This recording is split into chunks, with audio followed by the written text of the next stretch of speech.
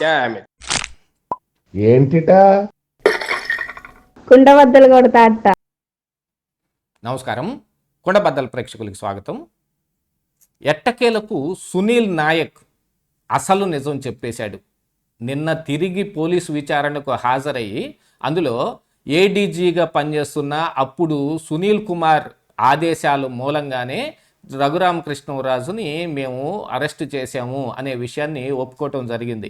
ఇందులో రఘురామకృష్ణరాజు అప్పుడు అధికారంలో ఉన్న పెద్దలకు వ్యతిరేకంగా మాట్లాడుతున్న వీడియోల మీద మేము కంప్లైంట్ బుక్ చేసి అరెస్ట్ చేశాము. దీంట్లో ఆదేశాలు పైనుంచి ఏడీజీ నుంచే వచ్చాయి, దాన్ని మేము తప్పక పాటించి తీరాలి కదా, మీకు కూడా తెలియంది ఏమీ లేదు, పోలీస్ డిపార్ట్మెంట్లో ఎలా ఉంటుంది, కింద సబార్డినేట్స్ ఏ రకంగా ప్రవర్తించాలి అనేది మీకు కూడా తెలియంది ఏం కాదు కదా అని చెప్పకనే నిజం చెప్పేశాడు. మరొక వైపు నిన్న హైకోర్టులో ఆయన వేసుకున్న ముందస్తు బెయిల్ పిటిషన్ మీద కూడా వాదనలు ముగిశాయి. ఇరు పక్షాల వారు చెప్పిన వాదనలు విని తీర్పుని మరి వాయిదా వేయటం కూడా జరిగింది. కాకపోతే సునీల్ నాయక్ అందులో అప్పటి వరకు నేను డైరెక్ట్గా కాకుండా ఆన్లైన్లో విచారణకు హాజరవుతాను అని అంటే, రేపు ఏమైనా మీ శిక్ష అనుభవించాల్సి వస్తే అది కూడా ఆన్లైన్లోనే అనుభవిస్తారా అనే ప్రశ్న కూడా హైకోర్టు దగ్గర నుంచి ఎదురైంది. దాంతోపాటుగా విచారణాధికారులు ఎప్పుడు కోరుకుంటే అప్పుడు మీరు ఖచ్చితంగా ఫిజికల్గానే విచారణకు హాజరవ్వాల్సిందే అనే ఆదేశాలు కూడా ఇవ్వటం జరిగింది. కాకపోతే నిన్న పోలీసుల విచారణలో సునీల్ నాయక్ అసలైన నిజం చెప్పాడు. ఇందులో పివి సునీల్ కుమార్ ఇచ్చిన దాని ప్రకారంగానే ఆదేశాల మూలంగానే మేము ఆయన్ని అరెస్ట్ చేసాం తప్ప మాకు వేరే ఏం లేదు. ఇందులో మరి సునీల్ నాయక్ ఆ రోజు ఈ సిఐడిలో పనిచేస్తున్న సమయంలో ఎవరైతే ఆయన ఒక పోలీస్ని ఆయన కారుకి డ్రైవర్గా అలాట్ చేస్తారో ఆయన్ను కూడా తీసుకొచ్చి సునీల్ నాయక్ ఎదురుగానే విచారణ చేసి ఈ విషయం మీద మీరేం చెబుతారు అని అడిగితే నీళ్లు నవ్వటమే పని, ఇక సునీల్ నాయక్ వంతైపోయింది. ఇలాంటి సందర్భాల్లో మరి సునీల్ నాయక్ దాదాపుగా నిజం చెప్పాల్సిన పరిస్థితులన్నీ వచ్చి పడుతున్నాయి. ఇవాళ 24 మరి పాట్నా కోర్టులో ఆయనకు లభించిన ఊరట ఏదైతే ఉందో అది ఈ రోజుతోటి ముగిసిపోతుంది. కాకపోతే ఇప్పుడు విచారణకు హాజరవుతారు. దీని మీద హైకోర్టు తన తుది నిర్ణయాన్ని వెలుబుచ్చే వరకు ఎటువంటి సీరియస్ యాక్షన్ ఏం తీసుకోకండి అని హైకోర్టు ఆదేశాలు ఉన్న మీదట దీని మీద తుది తీర్పు వచ్చేదాకా అరెస్ట్ అయ్యే అవకాశాలు లేకపోయినా సునీల్ నాయక్ చెప్పిన దాని ప్రకారంగా ఇప్పుడు పివి సునీల్ కుమార్ అరెస్ట్ ఉండొచ్చేమో అనే భావన అయితే మరొకటి కలుగుతుంది. ఎందుకంటే అప్పుడు ఏడీజీగా ఉన్న సునీల్ కుమార్ ఆదేశాలతోటి ఈ వ్యవహారం మొత్తం జరిగిందనేది చెప్పటం, కానీ దీంతో పాటుగా అప్పుడు గన్మెన్లుగా ఎవరైతే ఉన్నారో సునీల్ నాయక్కి కానీ సునీల్ కుమార్కి కానీ ఈ సిఐడిలో ఉన్న పెద్దలకి ఆ గన్మెన్లు ఇచ్చిన వాంగ్మూలాలను కూడా సునీల్ నాయక్ ముందు పెట్టి ప్రశ్నిస్తే ఏమీ సమాధానం చెప్పలేకపోతున్నారు. యాక్చువల్గా రఘురామకృష్ణరాజు అప్పట్లో వైఎస్ఆర్ కాంగ్రెస్ పార్టీ ఎంపీగానే ఉన్నప్పటికీ జగన్మోహన్ రెడ్డి విధానాలను అన్నింటినీ వ్యతిరేకిస్తూ రచ్చబండ పేరుతోటి ఆయన పెద్ద రచ్చ చేస్తున్నాడు.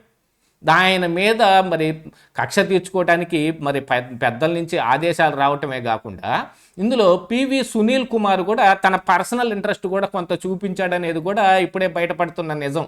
ఇది గతంలోనే రఘురామకృష్ణరాజు కూడా కొంత ఈ విషయాన్ని బయట పెట్టాడు. పివి సునీల్ కుమార్కి తనకి మధ్య కొన్ని పర్సనల్ విషయాలు ఉన్నాయి అనేది. ఎందుకంటే సునీల్ కుమార్ భార్య ఎవరైతే ఉన్నారో ఆవిడని మరి మీడియా దాకా తీసుకొచ్చి సునీల్ కుమార్కి వ్యతిరేకంగా ఇంటర్వ్యూలు ఇప్పించడం కానీ ఇవన్నీ రఘురామకృష్ణరాజు చేశాడు. కాబట్టి అర్ధాంతరంగా ఆయన్ని ఉన్న పలాన్ని ఎత్తకొచ్చేసి మరి స్వామి కార్యం స్వకార్యం రెండు ఫినిష్ చేసుకోవడానికి సునీల్ కుమార్ ఆడిన ఒక డ్రామానే ఇది.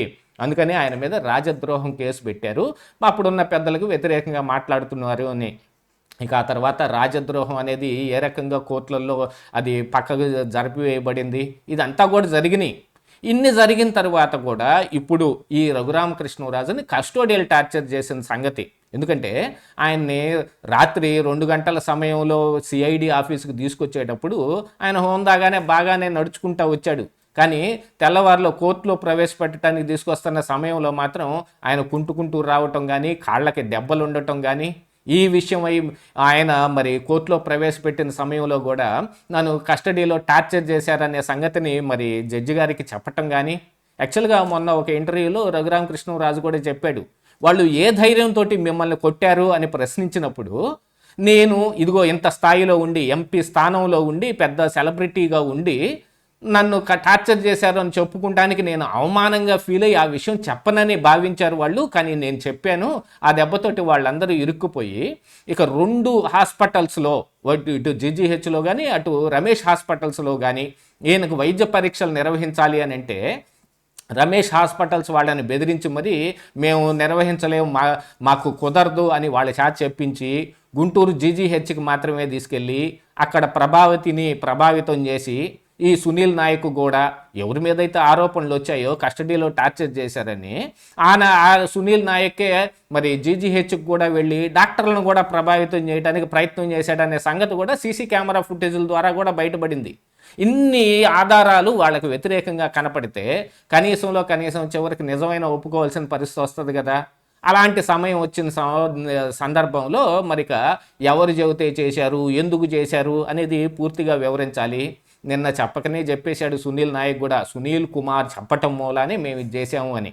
మరి ఆ వీడియోని మీరు మీ దాకా తీసుకొస్తే దాన్ని ఫోరెన్సిక్ ల్యాబ్కి ఎందుకు పంపించలేదు, దాని మీద కూలంకషంగా ఎందుకు మీరు సమాచారం అంతా సేకరించలేదు అని అడిగినా కూడా పైనుంచి పెద్దలు ఆదేశిస్తే మరి కిందనున్న మేమేం చేస్తాము అనే సంగతిని కూడా చెప్పాడు. ఇక ఇందులో అసలు విషయం ఏమిటి అని అంటే ఆ పైనున్న పెద్దలు ఎవరు? ఏడీజీగా ఉన్న సునీల్ కుమారేనా, లేకపోతే ఇంకా ప్రభుత్వంలో ఉన్న పెద్దలు ఎవరైనా సజ్జల రామకృష్ణారెడ్డో లేకపోతే జగన్మోహన్ రెడ్డో ఎవరైనా ఆదేశాలు దీని వెనకున్నాయా అనే కోణంలో కూడా ఈరోజు దర్యాప్తు జరుగుతోంది.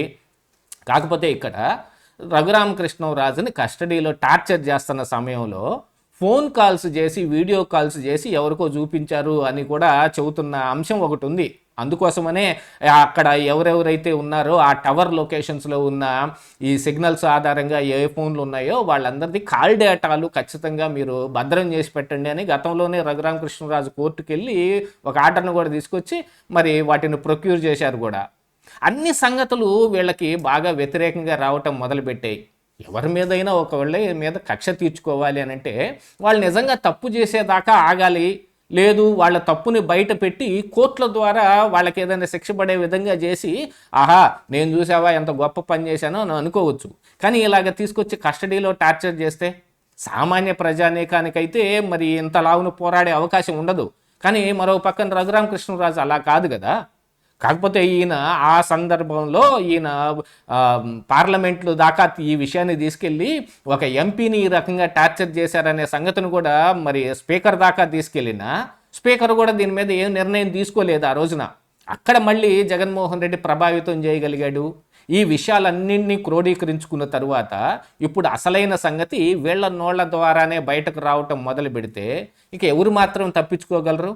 నెక్స్ట్ పిఎస్ఆర్ ఆంజనేయులతో కలిపి సునీల్ నాయక్ని విచారణ చేయటం కానీ ఆ తరువాత సునీల్ కుమార్ని కూడా అరెస్ట్ చేయటం కానీ ఖచ్చితంగా జరిగే అవకాశాలు మెండుగా కనపడుతున్నాయి ఈ కేసులో. ఇదే ఈరోజు కుండబద్దలు.